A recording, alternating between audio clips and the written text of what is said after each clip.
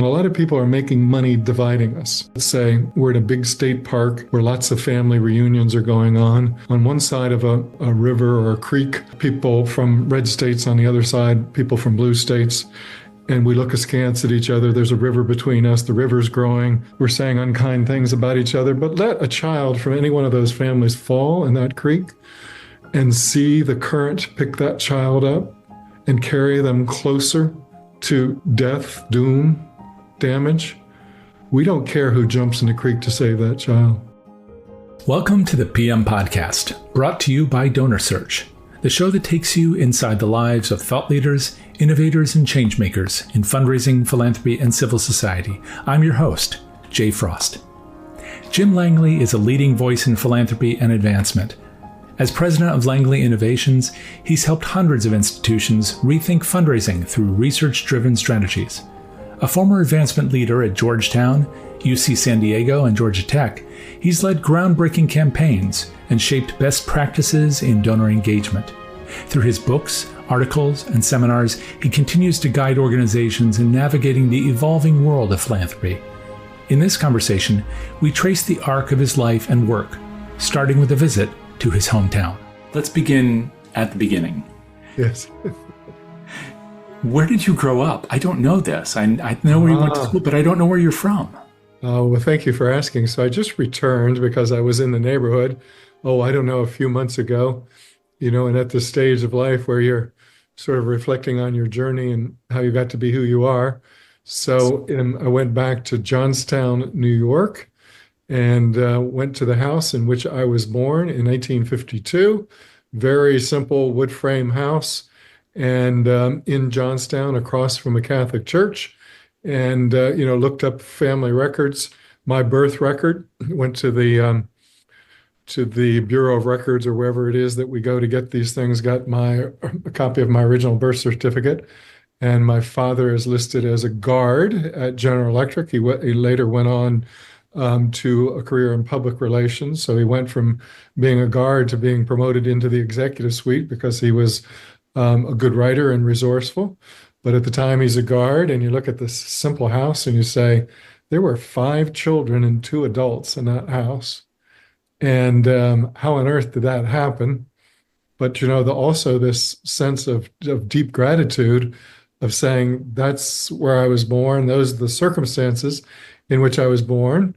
No criticism of it, but man, what a journey. What a journey since then. And I am so grateful for the journey, the hard parts, the easy parts, the curves, the pleasant passages. You just thought, what a journey. And who would have predicted? I mean, just a sense of awe. I hope this doesn't sound egotistical, but that this kid, born in a hospital in Gloversville, because there was no hospital in Johnstown, New York, that this kid, the 5th of 5 children, whose father was a guard at General Electric, would someday be hearing from people around the world about his observations on philanthropy and fundraising. It's just, when you put it in that perspective, I can't be more grateful for whatever catapulted me forward, notwithstanding my shortcomings, and gave me such a rich life and gave me the opportunity, apparently, to contribute in a way that was meaningful to people in very different places. What made you go back right now? Oh, it was the funniest kind of thing. They changed the restrictions on, so my passport lapsed during COVID. And then I realized I needed another one. I had to travel overseas. And they tightened the restrictions so you could no longer use a facsimile of, that sort of generated birth certificate. I guess they've tightened the restrictions. And so you had to have a copy. Getting the copy electronically, Jay, was so bureaucratic and so convoluted. I said, well, I got to be up there I was in another part of upstate New York. I got to be up there anyway. So I'm just going to drive over to Gloversville and get my birth certificate and then drive to the house. Had you been to the house before? No, probably not. Gosh, at least 40 years, maybe, the last time I saw it. And then, very different circumstances. I think my children were young, and I wanted them to see it. And but this time it was much more of a deepening, sobering, awakening experience, obviously with the benefit of more years. Just thinking about that journey, just a little whimsical story that you'll enjoy because we lived across the street from a Catholic church, and this was the middle of the baby boom, right? My age, right in the middle of the baby boom. There were always weddings, and so brides and grooms were always coming out of the steps of the church. So much so that I had a sister who, when she was about 6 or 7, when someone said, "What do you want to do for a living?" she said, "I want to be a bride." Because she saw them coming out of the church so regularly, she assumed it was somebody's job. You just, every Saturday or Sunday, you got dressed up in a beautiful outfit. And but anyway, I was so moved by that journey and by all the fascinating um, phenomena, I should say, of my life. Were you tempted to knock on the door? No, I wasn't. That's interesting. I mean, I'll have to explore that from an emotional point of view. I wasn't. The simpleness of it told me everything. I could see that it had been reimagined, like it had been sort of recited in some ways, that new windows had been put in. Um, but I sort of thought that's the past. And the outside was enough to remind me of the journey, the place. Gloversville once was the glove leather capital of the world. In that general area along the Mohawk River were abundant textile factories that eventually moved south and then moved overseas. So it's this depressed economy. But how little it's changed, Jay, in that period of time is what's sobering. It's about exactly the same place that I left. You said you were the last of five. Until I was 12. Until I was 12, and then my mother had a perimenopausal surprise. Oh, My mother bore 6 children over 21 years, if you can imagine. oh, wow. It's a busy lady. It was. And then they all went off into the world as well, or are any of them still there? Some families, people stick close to home, some go away. No, because the economy now, I have, some distant relatives that are there. For instance, I have an aunt. We said aunt. I don't mean to be pretentious in our family coming from upstate New York. I have an aunt who's 101 and when her husband died, decided to move into a convent. She is a devout Catholic. She's 101. She's living in a convent. If you met her, Jay, I mean, her mind, her wit is as sharp as ever, but she's the last remnant up there. And, the younger members of the tribe moved elsewhere because of jobs, education, et cetera. But, the landscape still evokes a lot for me. There's parts of upstate New York that are just incredibly beautiful. If anyone listening has gone to Fort Ticonderoga, not far from where I was born, where the St. Lawrence Seaway comes pouring into the Hudson River. I mean, if you haven't been and you ever get in that part of the world, drive there. Of course, that's Lake George. It's the Adirondacks. There are just weepingly beautiful parts of it. So that's always wonderful to revisit. And you're drawing a picture of this place, and a big part of that is the church across the street, and probably not just because of all those weddings, but was that also a part of your family? Because you just mentioned your aunt being in a convent, so a Catholic family. Irish Catholic family, very devoutly Catholic, very much a part of my upbringing, Jay. Observing the sacraments, regular attendance at church, even my father resisting Vatican I, the change in the Mass. He said it took the mystery away from the Mass. The Latin Mass, yes. It did sort of, for the Catholics out there who will remember this, you were saying things in Latin and they sounded ethereal and otherworldly. And all of a sudden, when you heard the translation, it sounded like, well, go, the Mass is ended, or praise be to God. It didn't seem to have that same sort of grandeur or the mystery. But the trade-off was that it made it intelligible and accessible to more people. So I guess these are the inevitable trade-offs of change. Right. I'm sure that we'll touch on it again, because if you were in a faith, oriented family, especially one like the Catholic Church where you are going to Mass philanthropy or giving is a part of that. It's a part of volunteering is a big part of that. Do you remember that from early on? Of course, yes. But it's such an interesting question because my philanthropic side was opened up in some ways that I'm not quite sure why. But I remember, of course, my father putting money in the offering basket, and I remember him writing checks to the church like around the end of the year. He was not, because he also was of modest means, I think kind of scraped out a living. And so, but he gave regularly, routinely, religiously. But, I knew that there was a certain amount of pain with that it wasn't always easy for him to do that. So I observed that. And my father, without disparaging him in some ways, would not be described as otherwise generous or philanthropic. He would not. He was a very conservative mindset, and so he would tend to believe that or it would look askance at most nonprofit organizations, even sort of look at scans at people in need and wonder if they weren't doing enough to pull themselves up by the bootstraps.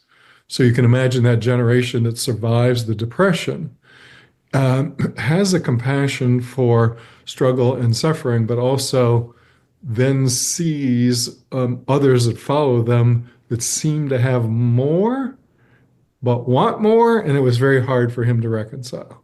If we scraped by with how little we had. And of course, that made him even skeptical of things like governmental support, right? Again, I'm not defending that, but I'm trying to paint a picture of him. I developed a slightly different worldview because of a different journey, right?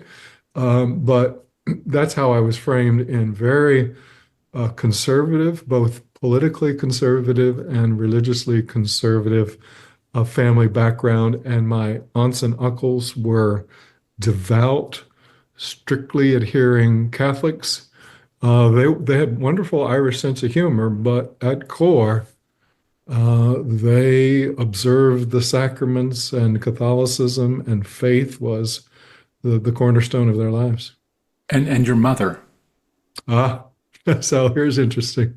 So my mother, and I actually think this is where more of my personal philanthropy comes from, is my mother. I have to tell you the story, but so my mother is the daughter of an Episcopalian minister. Now, for those of people who are familiar with their faith, Episcopalian isn't too far away from Catholic, right? Not too far. But at the time, I'm born in 1952. My mother had been married to my father since I think 1941, 40, 41. If you wanted to raise the children, the woman converted to the faith of the father. And so while she converted to the faith, she was a little bit of insurrectionist in raising the children and sort of challenging the strict orthodoxy of my father, which is probably good for the children. But I have to tell you, and I'll try not to get moved by this, because my father was doctrinaire. He was a very bright man, very creative, very resourceful. So again, I want to do justice to him when speaking to a larger group. And I learned much from him, and he shaped my character in many ways. But my mother had this benevolence toward people. So she interpreted the world, and she interpreted human beings very benevolent to me, in a very benevolent way to me. So for instance, I remember getting on public transportation as a boy, bus. We were going downtown, which was like, I don't know if you remember this, Jay, this was like a great occasion. My mother dressed up, and it was exciting to go downtown, right? And so we get on a bus, and you find a seat next to somebody. So my mother and I couldn't find two seats together. So I start to sit sort of adjacent from her. And I look over, and there's this old man, and he's got one of these faces that's just creased and lined and cracked. Like I guess now I would imagine somebody who probably worked hard outside and maybe even had some personal struggles along the way, whether it was alcohol or something else. But that was a hard face, and I almost kind of recoiled from him because I had not seen a face like that. And so off the bus, she takes my hand, Jimmy, she says, always called me Jimmy, or when I was in trouble, James Michael. She said, Jimmy, that man's face has character. That's a man who's lived a hard, tough life. That's character. And so when you see something like that, don't pull back from that. try to lean into that to understand that journey and how that man became who he was. She said, don't value beauty, always gravitate to character. Never forgot it. Wow, that's Never forgot it. what a Just like lesson for a great kid. lessons of, oh. And she would do that, like in the, we moved because my father was transferred to Virginia. So then we moved from upstate New York. I had never seen a black person. And I kept hearing about colored people, which is how they were described at the time, right? So I go to Roanoke, Virginia, where he's been transferred, and I keep looking for these colored people. I can't find them anywhere, but I keep looking for them. And then I realize they're brown people that they're talking about are colored people. So that was like, oh, just showed you how unexposed I was to the wider diversity. So imagine what it's like to be in Roanoke, Virginia in the late 1950s, segregated facilities. You see this great dividing line. You see poverty around the Catholic Church, largely black, and then the suburbs being populated by, people coming from all places to build a new and expanded GE plant.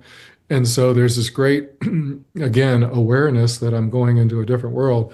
But my mother's interpretation, not just of current events and changing legal circumstances or the civil rights movement in a historic sense, but my mother's interpretation of the human beings that we meet and pointing out the goodness in their character was huge. You see how intelligent that man is. Do you see how sweet that and kind that woman is? She was always saying, "Do you see what Lincoln called the better angels of our nature and other people?"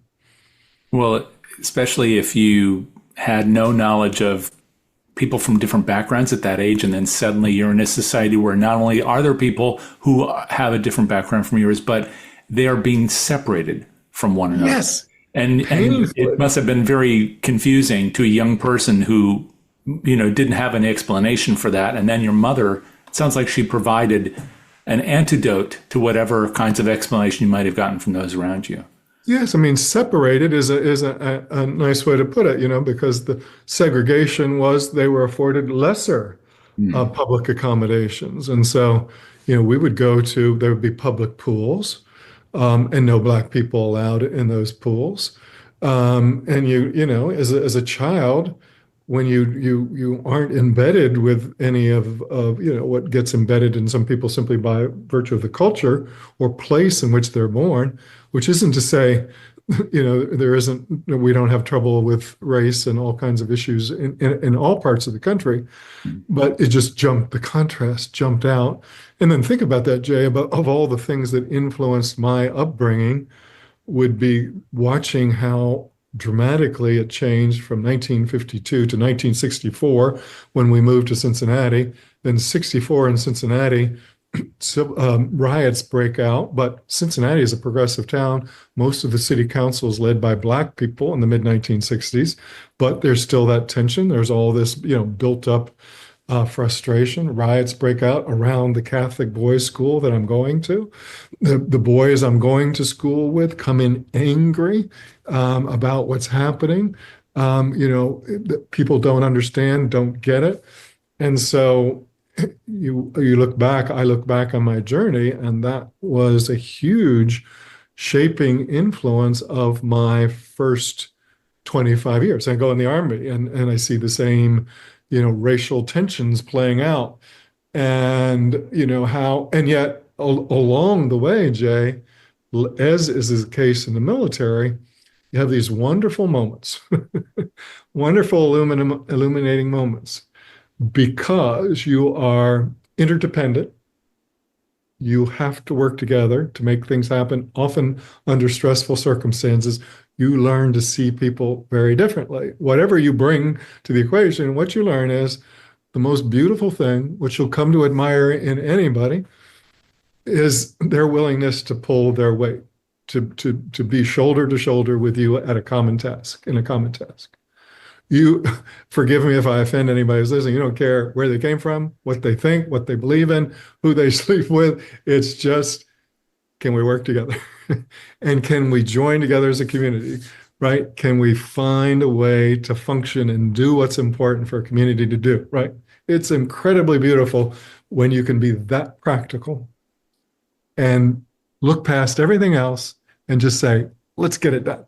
Let's make it work because we have to. And if you see in my writing today, Jay, how often I'll use the phrase as our holy grail in fundraising and philanthropy, building a stronger community of shared purpose. How did you end up in the Army, Jim? It's late Vietnam period. I'm in the last year of the draft. I'm moving furniture, right? I come from modest means. I never thought I could go to college. My family fell apart, so I was on my own at a young age. Put myself through the last year of high school, then had some rough patches, got a job moving furniture, eventually got into the Teamsters Union, and I thought I was at the top of the world economically. And then in the last year of the draft, I draw a very high number, 28. So I know I'm going in. So I volunteer. I know I have to go in. So I figure, well, if we go, I'm going to go as a volunteer. And it worked out well for me because I had a delayed entry. And so my training class was the first one to have no member of it sent to Vietnam. Oh. Right. Yeah. So I'm right in that cusp when Kissinger announced pieces at hand. My brother, who's 9 years older, does 2 tours in Vietnam. Every male in my family before then has served in the military. So it's second nature to me. I'm not resisting Vietnam. I'm from that background. And so, that shapes my political views today in the sense that I saw this tension emerging in our society way back when between civil rights and Vietnam that we're still struggling with today. But I'm much more of a bridging personality. I'm much more wanting us to heal than taking a side. So I get drafted volunteer in the face of the draft, miss Vietnam, and get put into become a surveyor in a missile unit, doing a very sophisticated kind of survey, which is basically trigonometry on a massive scale, trigonometry covering hundreds of miles, very sophisticated trigonometry. So you could find very specific coordinates from which to launch a missile that would stop the Soviets should they come west across the Fulda Gap of Czechoslovakia. It would be the only place where they could move massive amounts of men and materiel. And so we were prepared to hold them off for 48 hours until the 82nd Airborne could get over. Where were you stationed at this point? Gießen, Germany. I like to say that not a single Soviet got past my post in the 2 years that I was there. And I'm trying to imagine what it must have felt like to be dealing with issues of Armageddon. Yes, it was, Jay. And so coming off of Vietnam One, you saw what happened in Vietnam. You saw a large amount of drug use in the military, including among the non-commissioned officers. Disturbingly so. So I get in and you see the headache, the after effects of Vietnam. Had a very debilitating effect on the military itself. And then, of course, you are thrown into this sort of pitched moment where nuclear war, you remember, you and I grew up, I think you're younger than me, but we had drills of getting under the desk, should there be an atom bomb dropped, as it was described at the time, right? Mm-hmm. And so you grew up with my generation grew up with this notion that it could happen, right? And then it reached that fevered pitch. And then in the Nixon administration, he was, as everyone knows, he was sort of a global chess player. He was crafty. He was always trying to keep both China and the Soviet Union off balance. So we would be called out in the middle of the night as if we were being called to battle stations. They'd pack up everything, put the missiles on the trailers, move to a place where we could launch an attack from. And it was a bluff, but we didn't know that. He was actually letting it be known to help negotiate a settlement in the Vietnam War, knowing that China and Russia were sort of aiding and abetting. He was letting it known that he might call their bluff or punish them somehow. So, he's moving us in the middle of the night not just me, but military units with the notion of they will pick up on it and go, what on earth is going on? What does this suggest about what Nixon will or won't do? So you get caught up in that global chess game, but always wondering what on earth is going on. But when you're doing that, that it's consequential. At the time, we didn't know it. I had a top secret clearance as an enlisted man, but those missiles that we had were tactical nuclear warheads. I'm just thinking about the timeline here. You were 11 during the Cuban Missile Crisis, and then you were probably 21 at the time that much of this is happening. So exactly. There's some trauma in that. Yes. Sure. If you never know that this drill you're being called on at 3 a.m. is real or is it not? That's such a good pickup, because you take it for granted as if it's something you go through in your life and others are going through the same thing. You take it for granted, but it affects people in different ways. I mean, I think some people in the face of that trauma sort of say, live for today. And they become sort of, more, I don't know, the kindest way to describe it, but, live for today and sort of grab what you can. And it affected me the opposite way is, why are we here?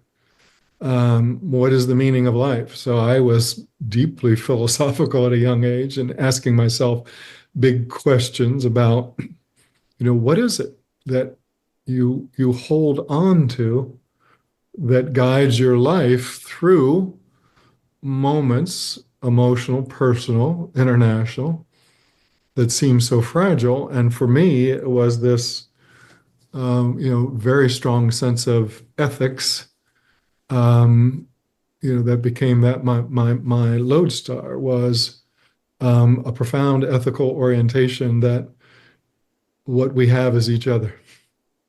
So you're in the military doing this pretty extraordinary thing. But you had said it right before that, you fended for yourself, which is pretty remarkable. And you didn't think you'd ever have college, and you spent a lot of your professional life, not only, after getting your own education, but working with educational institutions and helping them to advance their work. But at that point, you didn't even know if college was for you. So there you are in the military, you're doing this thing that's pretty terrifying. How did you transition from that? How long were you there? And then how did you transition from that to this next phase of your life, which I guess must have been education and then journalism? Very different way of viewing the world, right? That's it, Jay. That's it. So exactly right. So, I'm in the military as I'm an enlisted man. And while it's consequential, for me, it's not interesting. It's not fulfilling. So I'm always going to the commanding officer and say, can't you give me more to do? I'd like to do this, and how about that? And they would give me some more things to do, but without realizing it, I needed some greater challenge. I was blessed to be born with some processing power and some capacity. And so I was always feeling like, okay, can't you give me more to do? They were very nice about it, but you can't make a spec 4, I can't give him major responsibility, but I kept clamoring for it. I look back and that I must have been a hoot to some of those commanding officers about this guy coming in and saying, give me a better job, as if military structure really didn't matter. Right? So then, they say you have the GI Bill and you go, wow, I could afford college. And since, I was married at the age of 20, I'm already married. I'm going back home to Cincinnati. I go, well, I might as well go to the University of Cincinnati. So I apply, but keep in mind, not only was I on my own when I was 16, but because my personal circumstances were a little bit less than ideal. Was not the best student. I was up and down, up and down, up and down. But, I was sometimes working weekends to make ends meet. So I would work Friday night through Saturday morning and turn around and do the same thing. Sometimes working overnight to make money to pay rent. I was hiding the fact that I was by myself because I didn't want to be put in a foster home. So I had to pretend, and I was always making up stories to cover the fact that I was by myself. That's hard too on a young person. So I didn't have anything like the social life or the dating life of anyone else. Um, but you know, I go to college, and it's like a kid in a candy shop.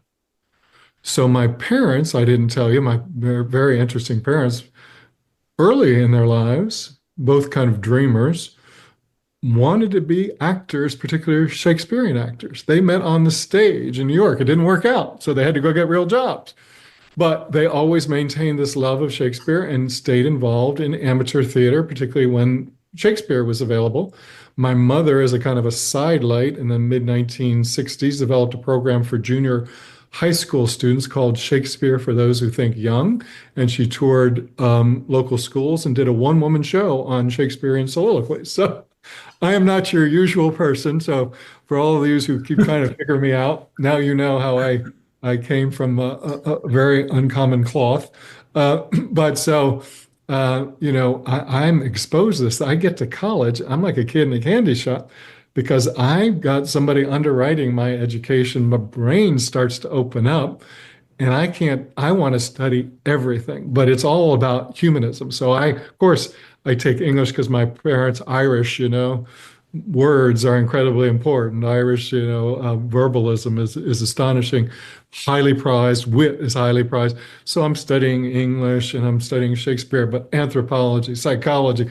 I am just thrilled with the human experience and it's all its many wondrous dimensions. And then I went on to get a master's degree in history because I was interested in the historical context of Shakespeare's plays and therefore the Tudor period. So, um, so, so just think about this. So moving furniture before, and then I go back and move furniture because I'm in the Teamsters Union, and I move furniture before I go to college to make some extra, you know, just for like 4 or 5 months. And I got the GI Bill. I've got some savings from being in the Teamsters Union. I'm having this, you know, wondrous intellectual expansion. And then I start doing journalism as a side. And this He's fellow, writing for a college paper, writing for a oh local yeah, paper. oh even more astonishing. I said, this is where again now I look at it, and the spiritual side of me reawakens. Like, Jim, I don't know how much you had to do with this, right? So while I'm writing for the school newspaper, but this enterprising fellow in Cincinnati sees a weekly newspaper and says, you know, it's down on its luck. It can't survive. And for a modest amount of money, he buys a weekly newspaper and decides to turn it into, you know, kind of those ones that's full of ad into something that's a kind of a journalistic shining star.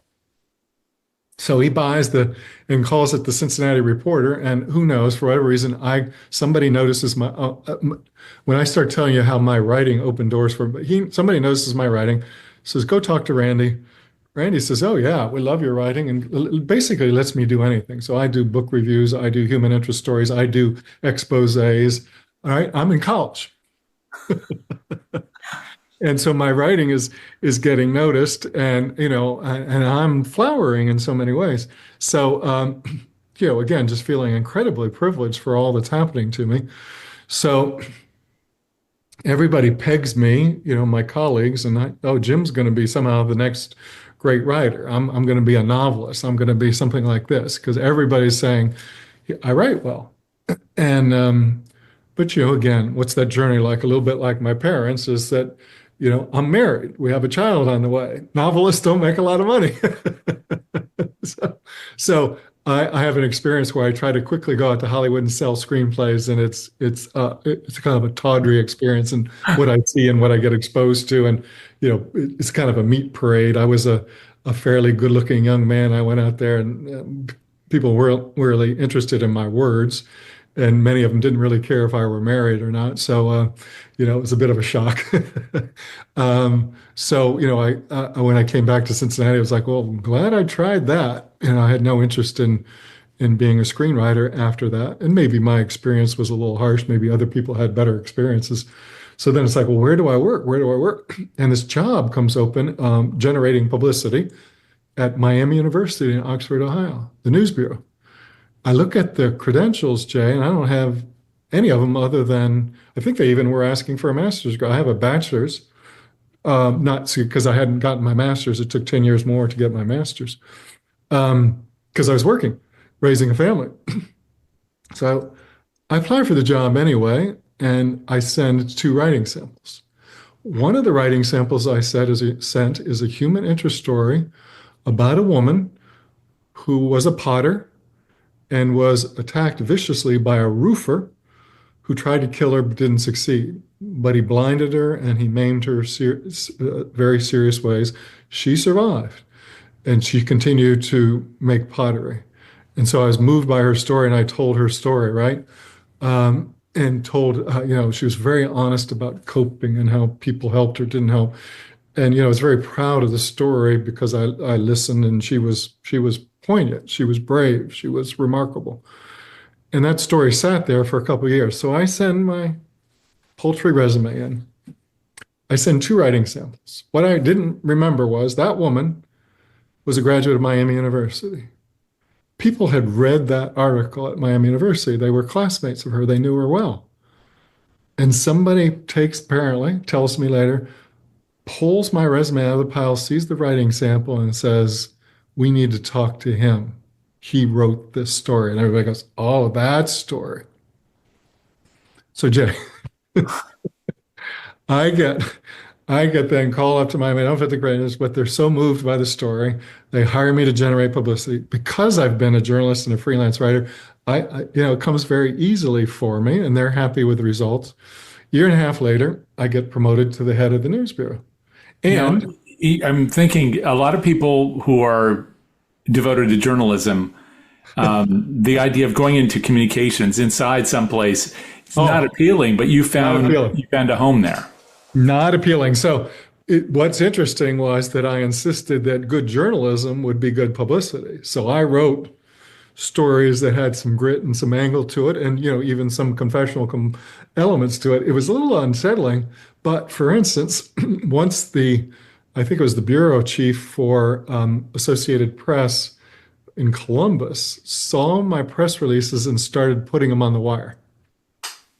So imagine a press release that goes as is from an institution, not from a writer, not from a media outlet, goes out on the wire. And then the press clippings come in from around the country because people pick up on strong human interest stories. So I'm writing human interest stories for Miami about, people overcoming adversity, students, faculty, whatever. The woman who headed the office for, what it was called handicapped services at the time. Again, that I think the gift my mother gives to me to see human nature in this benevolent way is causing people to respond to me. A new president comes in very unhappy with a speech that's written for him, and he says to his executive assistant, is there anybody here who can write a speech? And here I am, snot-nosed kid, recently promoted to the news bureau. Well, that young guy seems to have a flair. So with 45 minutes notice, I'm asked to rewrite a speech for the president. And, when you're young and you're fearless, I still have strong opinions about everything. So I write away on regional economic development, what I think should be done. He quite likes it. He quite likes it, goes with it, and it's well received. Paul Pearson, so one of the great people in my life, former president, zoologist, very, almost like Calvin Coolidge, no affect whatsoever, but a beautiful heart, right? So he starts asking me to write speeches for him. And I pick up on the fact that he's got this kind of stone face. And so I put lines in his speech, like when he's speaking to the students for some year-end address. He says, it's so nice to see Grace Slick back with Jefferson Starship. And they break up. And so he can't figure out why they're laughing. And he doesn't realize I'm putting lines playing off his stuff, but he loves it. So he loves it. He says, Jim, I've never gotten laughs like this before. And the students love my talk. So here I am writing speeches for the president. he was so important to me, Jay, because he opened so many doors. He wrote so many references for me. I just can't thank him enough. But he would go around saying to people, they'd say, "What a great speech, Paul." And he'd go, "Jim Langley wrote it." I'd go to him and say, "Paul, you can't tell people I wrote your speech. You're the president." So even then, in my late 20s, I'm saying to the president, "You can't do this." He goes, "Oh no, Jim Langley, right? Has no ego whatsoever." And then the other thing I saw, Jay, was when people didn't know that, I could write words, he would say them, and then people would go around quoting him. Paul said X. And I realized while I was trying to write for Paul, the phrasing was mine.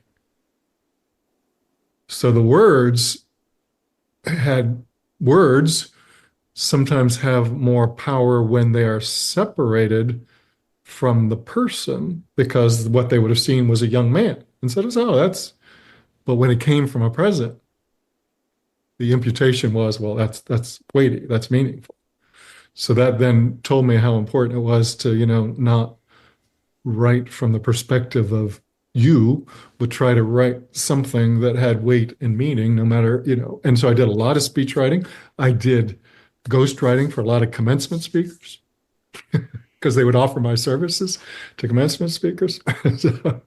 So anyway, and this was a loop in my life. So when I moved to Virginia, just so you get this, of all the people in the world, you will get this, Jay. And I think by imputation, the people who listen to you will get this. When you sort of get a preview of who you're going to be, I moved to Roanoke, Virginia. 5 going on 6. Virginia is very good about teaching state history. And so you start learning Virginia history very early in your education. Everything in Virginia is named for Patrick Henry Hotel, Patrick Henry High School, or junior high school. So this young curious boy goes, "Well, who's Patrick Henry?"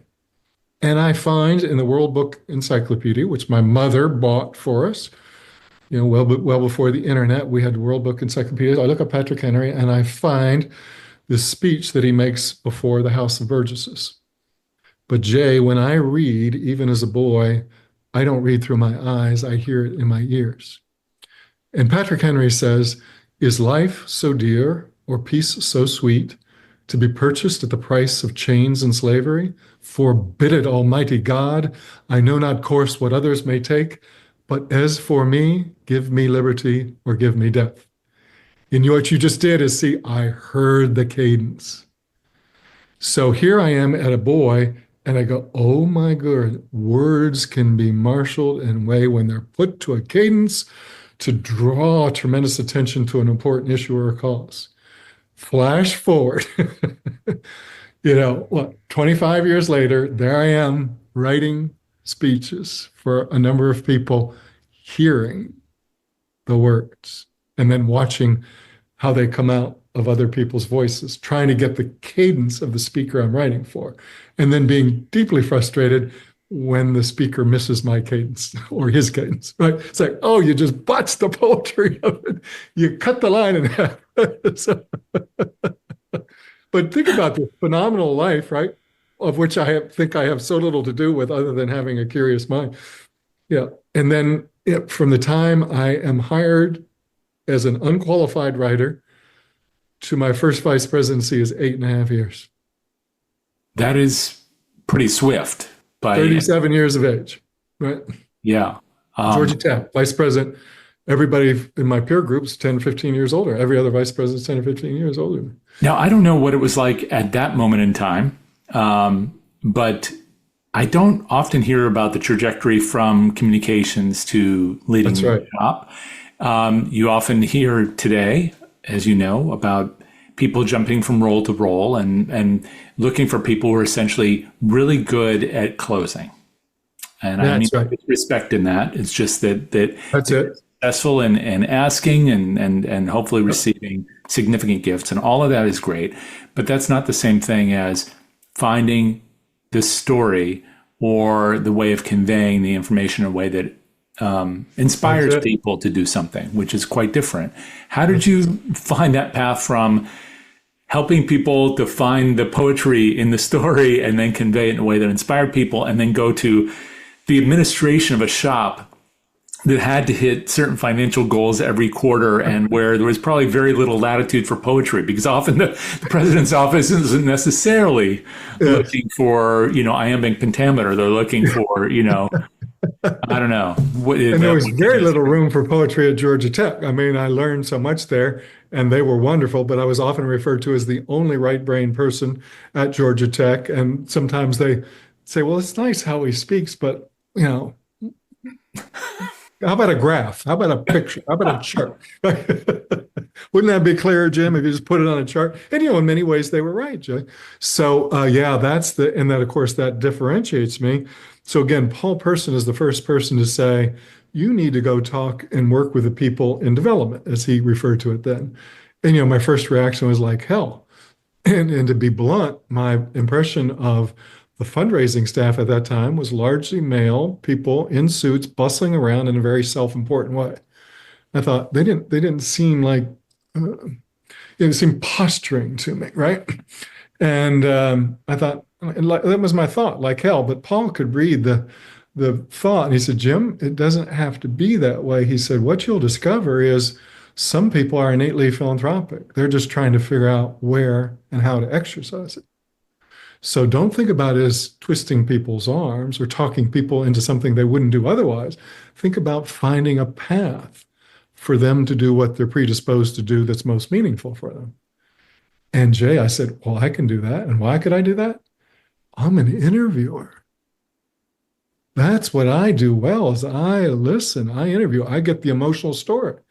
So think about that. I'm starting to meet with donors who haven't quite run into this curious journalist who starts asking deeper questions than they've been asked before. And they quite like it. Jay, I think I mentioned on your earlier podcast, the great compliment of my career is not being a party to the transfer of billions of dollars, but being asked repeated times to deliver eulogies at donors' funerals. I listened. I was a biographer. I was a journalist.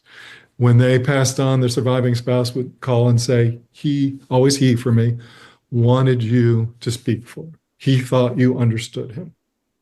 So my curiosity was much bigger than fundraising, and it made me and the operations I ran far more effective at fundraising.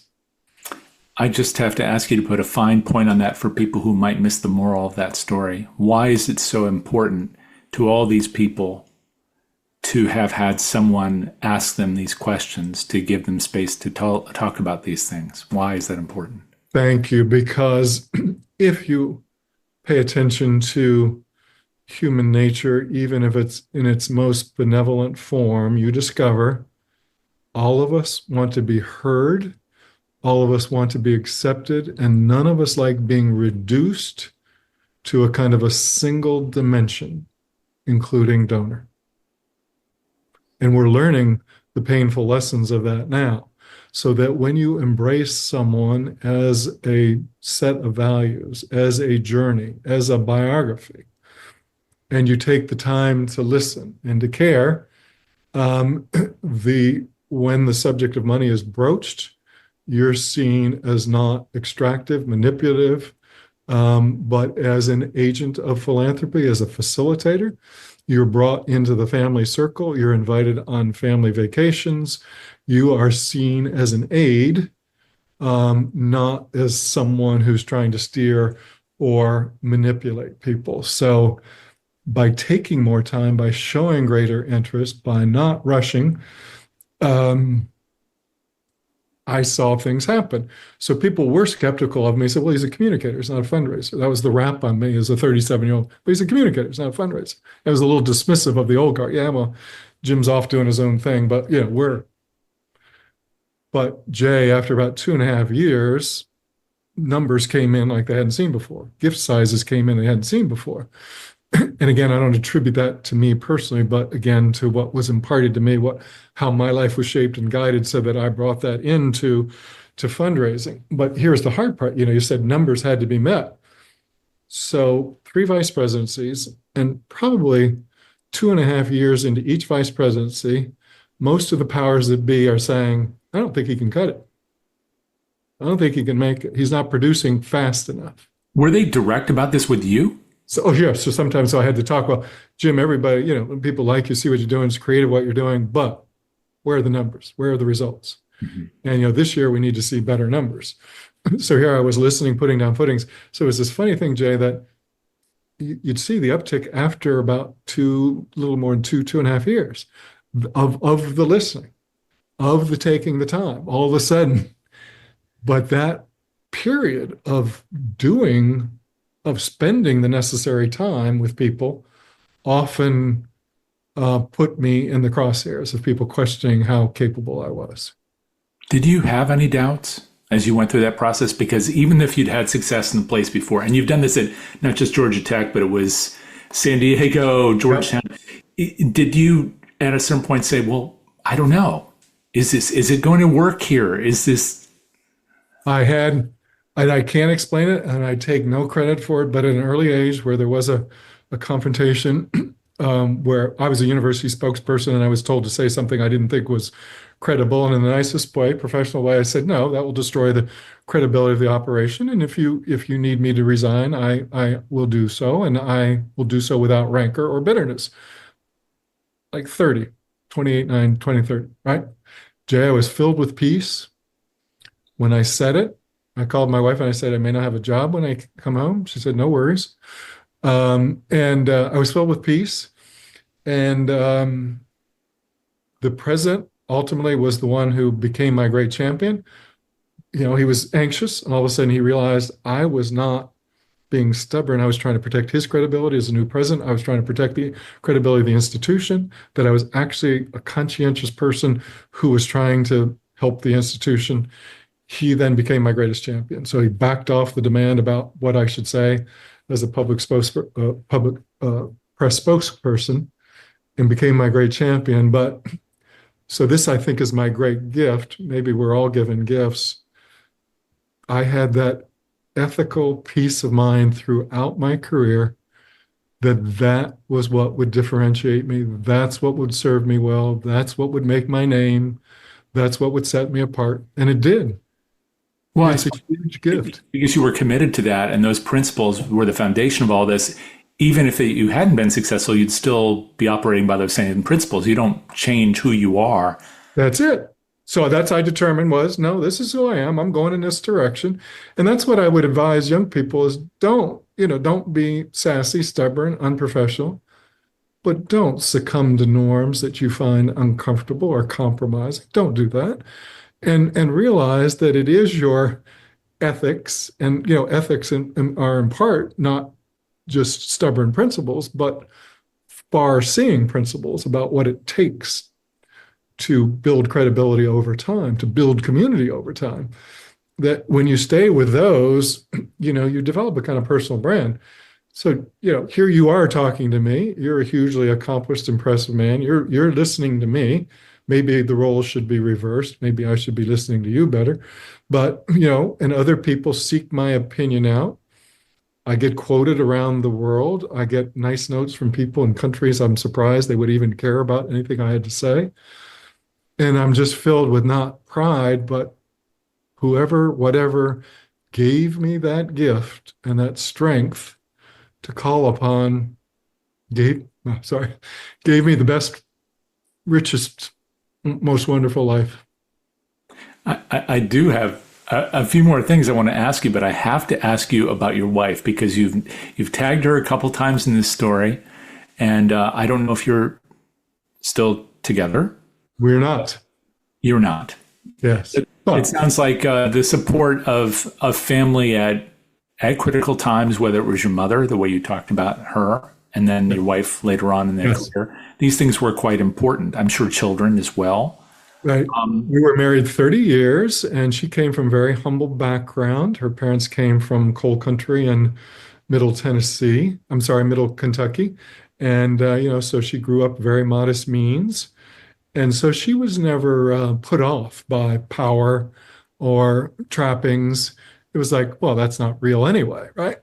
So that was wonderful to have a wife that was deeply practical, rooted, frugal, just not impressed with puffery. Well, and clearly neither of you were. And so now, when it comes to this transition you made from these campaigns, these institutions, and some of them were very large. I think it was $1 billion or so. Oh yeah, yeah. How did you decide to make this transition to doing what you do today? And for those who don't know what it is, I mean, who don't read your work, well, how would you describe it? What is this stage of life right now that you're in? Oh, I think I'm a champion of philanthropy. That I see it as the best in human nature. I remain in awe of that in people in whatever dimension or size it is. That a desire to help others, to give of yourself, is the most beautiful part of human nature. And so I'm in awe of that. I remain a champion of that. And I'm critical of fundraising practices that gnaw at that, that diminish it, when in fact the best fundraising practices should be empowering it and allowing it to flourish. We want to extract uh, too much too soon, when in fact, if we would just lift our eyes, we would see spending more time nurturing the philanthropic would produce more significant, sustainable yields to our benefit and to the joy of givers. I think it's our desperate short-term transactional inclinations that are gnawing at the beauty of and the potential dimension, the greater dimension of philanthropy. What do you think is the root of that kind of decline into transactionality? That is a question for the ages, and believe me, I've struggled with this over and over and again. I fear that it's abundance itself, that in fact, when we were at our peak in terms of the strength of the middle class, the benevolent giving to the nonprofit world, to the innately baby boom and World War II generation, because of the prosperity of the 50s and the 60s, that the philanthropic fields were so bountiful, the harvest came so easy, that we just took for granted that the root system would be there, that the nutrients, and we just became obsessed with harvesting and mechanizing the harvest faster and faster and getting more and more. And then it became an obsession as to who could get more the fastest. It became a kind of a club as to who could, oh, if they got 10 million, we should. If they got 50 million, we should. If they got 100 million, we should. And of course, in universities, you saw the $1 billion club. Once somebody got $1 billion, then we had to get in there, and you weren't anything until you got into the club, right? And you just lost sight of everything that you and I have been talking about. And now we're being painfully reacquainted with the consequences of mechanizing philanthropy. And it seems like it extends beyond that. I mean, the things you're talking about, all these lessons that you've been sharing, that you had throughout your life and that you've been applying in your work, are not just about philanthropy at all, are they? No, they're not. So that's the other thing, and that's what I love, Jay, when you and others go, "Oh, Jim, you're talking about much more than philanthropy. You're talking about how we function as a society. You're talking how important it is to see past differences." So, Jay, one of the things I want to work on going forward is there's a whole industry out there that's dividing us. There's a whole industry, and it's not intentional. I'm saying it's a controversy, but there's an industry, and a lot of people are making money dividing us. And what I like to imagine is, let's say we're in a big state park where lots of family reunions are going on. On one side of a river or a creek are people from red states. On the other side, people from blue states. And we look askance at each other. There's a river between us. The river's growing. We're saying unkind things about each other. But let a child from any one of those families fall in that creek and see the current pick that child up and carry them closer to death, doom, damage. We don't care who jumps in the creek to save that child. If we're on the red side and somebody blue saves that child, we love that person, or vice versa. So it tells me there's something far more important than political ideology. And one way of about thinking about it is our children. What are we doing for our children so that they can pursue happiness, in the words of Benjamin Franklin, so that they can see, like my mother taught me, the good in people, irrespective of where they come from or how pocketed or scarred their faces are. We have industries causing us to say, didn't you see this ugly thing in them? And when they said that, wasn't that terrible? And shouldn't they be ashamed of that? And don't we want to own those people and crush them? And I can only hope that if I could contribute in any way to go, no, we don't want to crush anybody. We don't want to ridicule anybody. We don't want to belittle anybody. We want to find the philanthropy in them, and we want to overcome any sort of ideological divide to create stronger communities of shared purpose. Can we do much about that in our field? I mean, you're doing your part, clearly, even talking about it right now. But there are a lot of us. There are thousands of us that are on the front lines of something that is trying to bring in revenue or discuss a mission or talk about a new program or the people that we serve, the constituents we have. Is there much that we can do? If someone listened to this and then they thought, well, yeah, but I'm not Jim. Right. I believe that people would jump in the river for that child too, but what am I supposed to do here behind my desk? What would you say? Yeah, I love your question, Jay. And it's, just what I would suggest is, think about the inherent worth and dignity of every person, no matter who you are, where you are. Try to live that. If you meet somebody who's ideologically opposed to you, try to find what made them the way they are. They weren't that way as a child. Try to understand the journey that made them that way. Try to show them respect. So when I'm with a person that I find difficult, the most important for me is not to agree, but show them I respect them. And that I'm not using that to exclude them or to look down on them or condemn them. So one of the things I would ask for all of us at every organization is to remember the first principle of diplomacy. And remember how important diplomacy is in world affairs, because diplomacy is the last step before war and death and destruction. And what's the first principle of diplomacy? Keep talking. Keep listening. Keep trying to hear. Keep trying to identify. So all of us can carry that principle forward. And then even think about our institution, about deconstructing language that is unwittingly ideological and make it more neutral. So for instance, diversity has become, on both sides, carved out for ideological purposes. But Jay, when I'm with CEOs who are conservative, they recognize that their future workforce is going to be more diverse. Their future customer base is going to be more diverse. They're not anti-diversity, but what they don't like is an ideological component being told what to do about it. So when you get diversity back into it's inevitable, it's practical, it's going to happen, how do we make it work in such a way where we're more united than divided? And that's where I criticize this industry that keeps trying to find something that the potentially ugly that the other party said, spin it and say why you should be angry, as opposed to where's the industry saying, can we listen a little bit more closely? Can we give them the benefit of the doubt? And can we try to see our common humanity and watch what happens? Right? So I have strong, sometimes political beliefs, and yet I have friends who I adore, who come to a different conclusion, sometimes bewildering to me, but I know the goodness in them. I know, for instance, I could rely on them if I were facing a major challenge. And in some cases, I could put my life in their hands and know that they would do their damnedest and they would do well. I think we've let ourselves become captive of a politically ideological dividing machine in which a lot of people are making money, separating us from each other. Well, that's it for this episode of the PM Podcast. If you would like to learn more about our guest today, visit langleyinnovations.com or follow him on LinkedIn.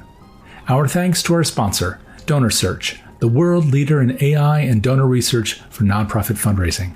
Our producer is Jack Frost, and our theme music is Moving Out, Moving In by Jay Taylor, and is provided courtesy of Epidemic Sound. If you like what you heard, make sure to subscribe wherever you like to listen. Check out our sister shows, Front Lines of Social Good and How to Raise. And come back next weekend for another conversation with a leader in the world of social good. Until then, this is Jay Frost. Thanks for joining me.